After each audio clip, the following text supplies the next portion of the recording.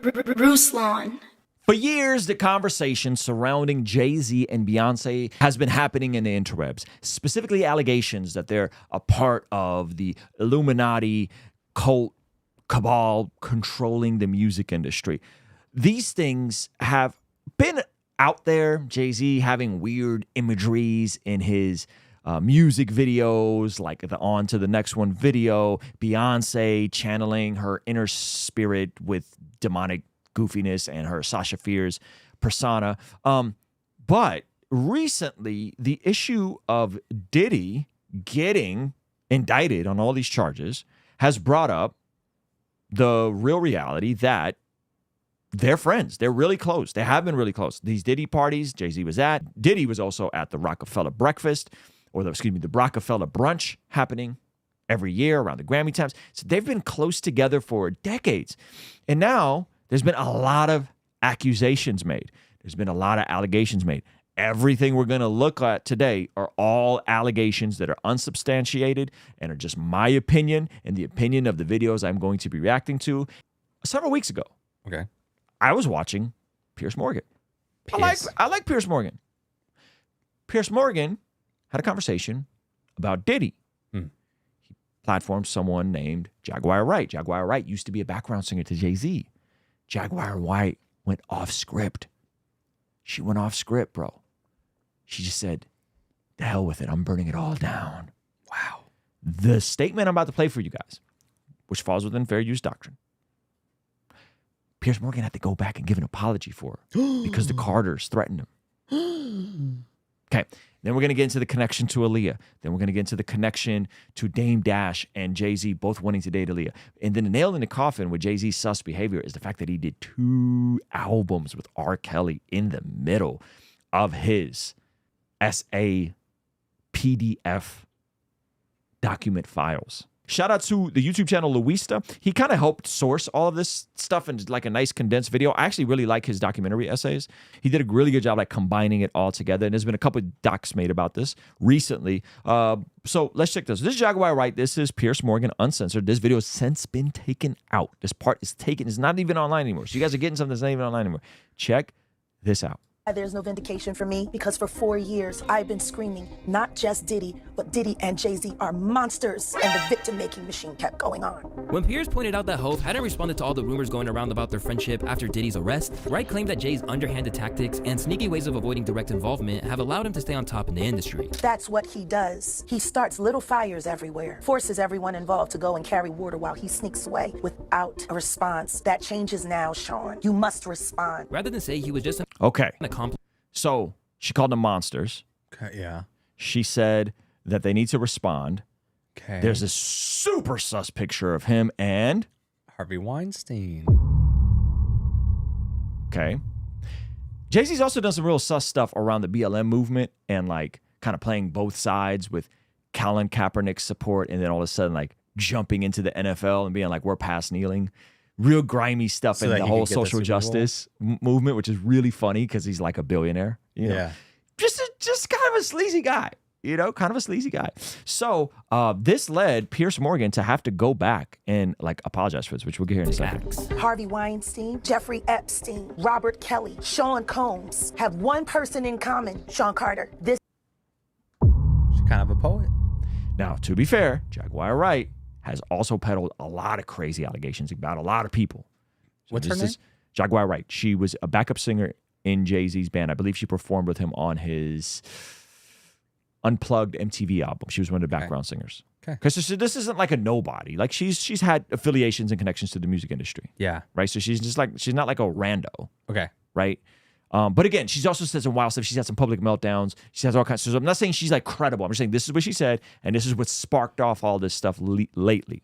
has been a fist of tyranny that has been punching through our culture and our society for decades. It must stop. She even claimed that there are people ready to come forward with their stories, adding fuel to a conspiracy theory that's recently gained a lot of attention. One involving their alleged connection to the tragic death of another prominent R&B artist. I have 3 victims right now who are willing to give testimony about not only what Mr. Carter has done to them, but his wife as well. They're a nasty little couple. They do nasty things. Keeping people against their will, putting people on planes while they're unconscious, just like Aaliyah got on that plane. That led to Piers Morgan having to issue a public apology on his next show, had to take that out. Oh my goodness. So maybe there's attorneys that have a case that what she's saying is nonsense. We don't know. Okay. But what she's alluding to is two crazy things. I didn't know about this. One is this chokehold that they seemingly have on the music industry. Beyonce, whoo! You changed my life. You sang that gospel medley, and the way you made me feel, I was like, I want to make people feel this way with my music. So thank you so much.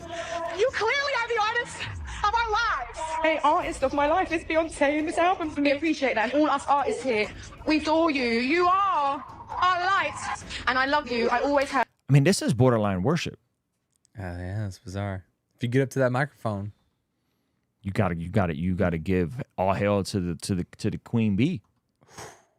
I'm not even gonna get into the Foxy Brown bit, but there was an artist who was on Jay-Z's first hit record, and she was allegedly 15 when this was recorded. oh my goodness. Okay, so this is, I don't want to get into this, but you guys could do the research on your own. Her name's Foxy Brown. Don't listen to the song. It's rather explicit. Is this her album cover? It's her album cover. She's She's like 15? 17, 18 at the time of this album cover. The startling part is that there was a young lady who he was allegedly in a relationship with that ended up Before Beyonce. wild with Beyonce. She was in a relationship with her while with Beyonce? The name Kathy Coriana White might not necessarily mean anything to you, but for those who are familiar with the dirt surrounding the Carters, she's one of the most interesting individuals in the whole situation. It was alleged that back in the day, Kathy and Jay-Z were engaged in an affair. Eventually, the press got wind of it and tried to follow up. But then, something horrible happened before the truth could come out. The story comes from former entertainment reporter Liz Crocken, who said that she was on the cusp of blowing the whole thing wide open when tragedy struck. Pause In it. August of Now, this is like a tabloid reporter, to Yeah. be fair to them, Okay. but this is just very odd. Yeah. Okay, go ahead. 2011, I was working as a senior editor for Star Magazine. My boss asked me to look into online blog reports claiming that a woman named Kathy Coriana White, who friends called Corey, was having an affair with Jay-Z. The blog that reportedly first broke the affair story was published by Hollywood Street King in an article titled Busted, Jay-Z Caught Cheating on Beyonce with Kathy White in August of 2010. I managed to get a hold of Kathy at her job in New York over the phone. I then uncovered photos of Kathy hanging out with Jay-Z and Diddy at Tao nightclub in Las Vegas. So I called her back and asked her about the photo evidence that debunked her initial claim that she had never met or hung out with Jay-Z. At this point, Kathy expressed to me that she would consider going public with her story. Days later, I tried to reach her at her work with no luck. I finally got a hold of one of her colleagues, and I asked her if she knew why Kathy had been MIA. Her colleague shockingly told me she's dead. Okay. So that could just be a coincidence. We know that he did step out on Beyonce. She did a whole album about it. She did a Lemonade album about it. We do know that. Dag, could you imagine? Yeah. But the fact that the person he allegedly had this encounter with ends up passing, Yeah. super sus. The passing of another person that was underage during this entire thing, which is Aaliyah. Oh my goodness. Aaliyah, And that's what the lady in the first clip was saying. She Yeah. says when she brought her unconscious onto this plane. Aaliyah had a fear of flying. Okay. She would have to take steps. So when she got on that plane, she was out. She was actually unconscious. This is independently verified. So she made that claim. Now here's a little backstory on Aaliyah. And then Aaliyah part gets a little sus because Jay-Z's best friend was engaged to Aaliyah when she passed, and Jay-Z pursued Aaliyah. Which is R. Kelly. No. R. Kelly was married to Aaliyah. He Oh made my 2 albums with her. He was married to her when she was 15. R. Kelly and Jay-Z made 2 albums together. Okay. Dame Dash, his business partner, was engaged to her at the time of her death. After she got divorced from After R. she Kelly? got divorced from R. Kelly, Jay-Z tried to holler at her. She rejected Jay-Z. Dame Dash got engaged. That's just weird. And down Dame Dash is a pastor, right? No. No? Who am I No, thinking of? you're getting your... Don't stop. Who am I thinking of? I don't know. Maybe you're thinking about Mace. Mace. That's what I was Okay. thinking I don't know of. who you were thinking about. Okay, so check this out. Aaliyah and 8 others were killed when their plane went down. The tragic death of Aaliyah is one that's grown very shadowy in recent years. For starters, it's recently emerged that the beloved singer wasn't even conscious when she boarded the plane that crashed and claimed her life. Darkness. That's sus. That doesn't sound good. They took her out of the van. She didn't even know she was getting boarded on a plane. She went on the plane asleep. And one person who's become increasingly wary of the official story is Dame Dash. To many people, he's the original hater when it comes to Hove, incapable of accepting what went wrong with their friendship at Rockefeller Records. But to many people, he's been seen as the man who was right about Hove all along. In case you didn't know, Dame was dating Aaliyah at the time of her untimely death. But that happened long after Hove had been trying to date her since she was 17. Look at that picture, bro. That picture of him. Ain't that weird? It's not nothing. Long after Hove had been trying to date her since she was 17, whereas Dame didn't start dating her until she was 21. I didn't look at her like that because she was like a tomboy. She was little to me. But then one time, she was, I guess we had the same bookkeeper, and I walked past, and the thing about Aaliyah was like every time I saw her, she looked different. So she had different looks every time, and I was like, who the fuck is? Oh, sorry, guys. Hide your kids, hide your wife. Explicit. Yeah, we let sorry, Explicit. we let a couple F words slide, so forgive me. Everybody knows that shit. Like, we were both. I heard it, but I didn't. Yeah, but they be trying to act like he was like really fucking with her. He was sending flowers and doing all this shit that nigga. He was courting her, so we were both going hard, and we ended up in the same house 4th of July. So for some reason this day. Wait a minute, you, Jay, and Aaliyah ended up in the same house. Yeah, that's funny. So it was like one day it might lean toward him and then it would lean toward me. But could you imagine you guys start a business, become multimillionaires together, get it out the mud, and then you're trying to talk to the same girl? Ain't that weird? What are you doing? What are you doing, bro? What are you doing? Okay, keep going. I was just on fire that week. Like I was just everything I was saying was funny. You know what I'm saying? It was like, and I remember coming downstairs, like it happened. He was like. Like, this is gonna be hard for me because his friends were laughing at him. But there was a third man involved in the situation, the individual who had groomed her and married her when she was just 14, R. Kelly. I'm nothing. Despite how sick this was and how much Kelly's behavior was an open secret in the game, Jay went ahead and made 2 collaborative projects with him. Meanwhile, Dame refused to take his down. This man made 2 albums. This wasn't like stuff came out after the fact. This is in the peak. I remember these albums because I remember this was in the peak of this man's entire controversy. There was a tape that leaked of him performing the acts. It was dark, bro. This is like right on the precipice of the internet. Also, this isn't like in the current culture of like, oh, there's another album and there's another, and I made a song in my bedroom and there's another album. Like these were a lot of work, yeah. A lot of time spent together. A lot of time spent together, a lot of work. Big moments in the midst of this man with these disgusting, and R. Kelly got found innocent of that situation because they were able to create reasonable doubt that it was actually his brother in the videos and not him. Then he ended up getting caught and found guilty. He's in prison right now. Oh my goodness. Okay, go ahead. I'm from them. I don't want to be a part of that, so I'm not working with you. So I walk away from Weinstein, and then homie did do business with him. When it came down to R. Kelly, there was a conversation had about the moralness, like it's morally wrong to do a project with someone that we know, my girl, or rape anybody for that matter. So I do know that conversation was had, and I was. So Dame walked away from those 2 albums and said Rockefeller wasn't on. They didn't make any money on that. And he walked away with a deal from Harvey Weinstein. He's like, is it morally wrong? Yeah. Yeah. Yes. It's wrong. Yes. Yeah. Really surprised that he moved forward with that relationship. I don't know Epstein, so I never had the chance to walk away from him. But I do know that when that project did come out, I didn't want any part of that project. I didn't want any of the money to go to Rockefeller or me when it came to Rockefeller. It was around the time that Jay was trying to kind of separate himself from us, and he was saying that he didn't want to be a part anymore. The idea that Hove must have known was echoed by Nas, who seemed to have suggested something similar at the height of his beef with Jay-Z. You can't tell me Jada's not 14-year-old girl come in the studio and sit on R. Kelly's lap. No. You can't tell me that he ain't never seen no 14-year-old girl come in the vicinity. You seen it go down. Okay. So this is Nas. There's a lot of people saying he was complicit in this behavior.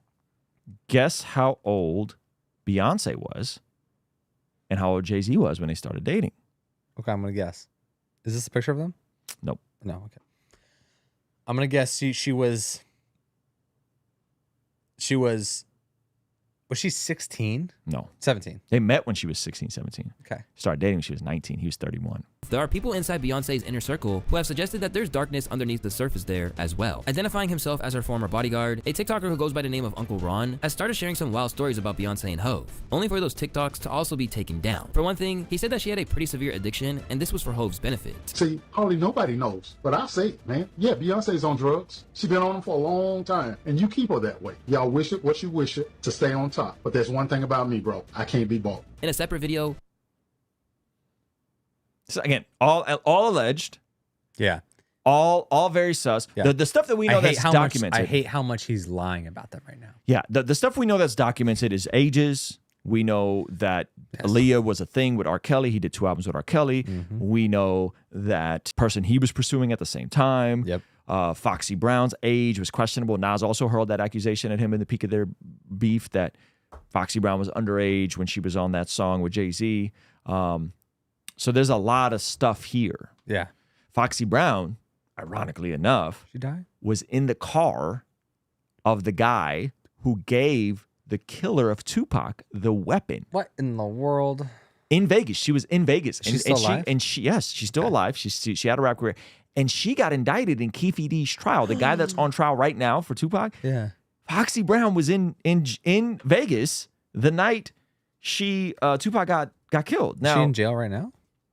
she's not in jail. She's just in the indictment. She is in the indictment, and they're trying to get her to testify. Foxy Brown was born September 6th, 1978. So that would have made her exactly 18 years old. Like she was barely legal the night that she was in the car with the guy who handed Keefe D and them the murder weapon to take out Tupac. She was in that car as well. Do you see the amount of interconnection and interwebs? She's at the same time, Jay-Z's album comes out, same year as Tupac gets killed. She's allegedly 15 when that got recorded. There's rumors of them being together. Who knows if that's true or not? But she was there in Keefe D, and now they're trying to verify what did she see the guy who gave Keefe D the weapon? She has to go to the court and testify that right now. Wow. And that trial starts November 5th. Wow. Ain't this some crazy stuff? That's insane. The crazy part is that Jay-Z, who's a street guy, street code, one of his right-hand people is a lady who's a fixer and has done all kinds of telling on other people. And so she's involved in... What's a fixer?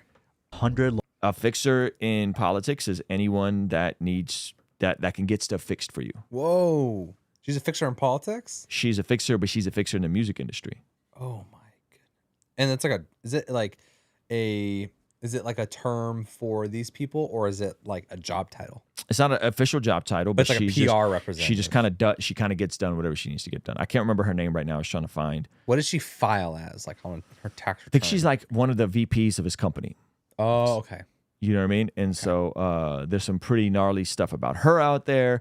And so, you know, this could all be nothing. For the record, this could all be nothing. Yeah. But usually, when there's smoke, there's fire. Oh. He might be completely innocent in all of this. Yeah. But you take this with the reality that the lawyer who is representing the Diddy case, and recently he made this statement. I feel like I'm on a Ninjas or The day will come when we will name names other than Sean Combs, and there's a lot of names. It's a long. So this is the lawyer that's representing 150 Diddy victims, alleged victims, and he is saying that the day will come that we will name names. Do you think he should be nervous? I don't know. Only they know what's really going on. We don't know. I don't know what's going on with Jay-Z and Beyonce. Imagine it's the names. Do you think he should be nervous? Like, how prevalent do you think it is that like people really out here hiring assassins? I don't know. I would hope not. Like, I really hope that this is just like that's got to be like. I really hope that's conspiracy vibes. I hope it's conspiracy vibes. I hope it's just, you know, the internet doing what the internet does, and it's just a bunch of coincidences. Just a good Ninjas or Butterflies episode. Good Ninjas or Butterflies episode. List already, and of course, I already know who some of these individuals are. But because of the nature of this case, we're going to make damn sure that we're right before we do that. So he's saying they got independent investigators that are going to go out and verify these things before they name any names. But the names that we're going to name, assuming that our investigators confirm and corroborate what we've been told, are names that will shock you. The day will come. Are names that will shock you. Wow. Now, what do you make of all this? How do we process this sort of stuff? You know, like there's a lot of darkness out there. There's a lot of people that are doing a lot of bad things, and people are wrestling with this stuff, rightfully so. Wrestling with this stuff, and you're trying to figure out what to make of it. And are these all these people this far gone? The sad part about Beyonce, she started in church. She's a Houston native. You know, started singing in church. Hello. Right? Jay-Z has always had an issue with faith and religion because I believe his uncle was a deacon in a church or a pastor or something like that and assaulted one of his family members, as one of his family members. And so he's always had a resentment towards Christianity. That's always been very prevalent in his music. You've heard it.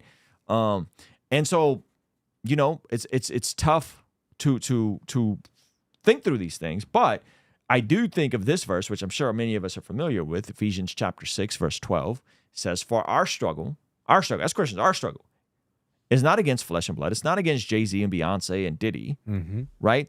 But against the rulers, against the authorities, against the powers of this dark world, and against the spiritual forces of evil in the heavenly realms. So there's another realm, and in this other realm, people who are driven by hedonism, people who are driven by their lust, people who are driven by power and status and controlling other people, this is the demonic influence that they have. And again, I'm not saying this is for certain about Jay-Z and Beyonce or Diddy or anybody, but that does goes to something to show that when people have some knowledge of the gospel and some knowledge of truth, I don't know if Beyonce ever had a salvation moment. I don't know if Diddy ever really had a salvation moment. And these people continue dabbling and practicing weird stuff. This is my theory. I think what happens is you start getting bored of the typical ways people sin. And so you start needing to up the ante a bit. And the access like a drug. It's like a drug. Then the access to excess gets you to go deeper and deeper and deeper into doing things that are unthinkable, unspeakable. And we're seeing that with Diddy, and that's more or less verified, right? And I say this not as a means to say, look how righteous we are as Christians. We're these good. No. I say this as a means to say, if we're not careful and we don't watch our own life and our own doctrine, as the scriptures command, that you given the same access to excess and the same power and the same status, and you have the same boredom, and you could summon anyone to do anything, you might be liable of doing the same crazy stuff. Whoa. Right? Like all of our hearts are wicked. Yeah. And that's why we need Jesus. And that's why we need to have a personal relationship, personal encounter, personal devotion, personal consistency and practice of our faith, and not compartmentalize. And I think what happened, in my opinion, is that I think, regardless on how far they're gone or not gone, I don't know.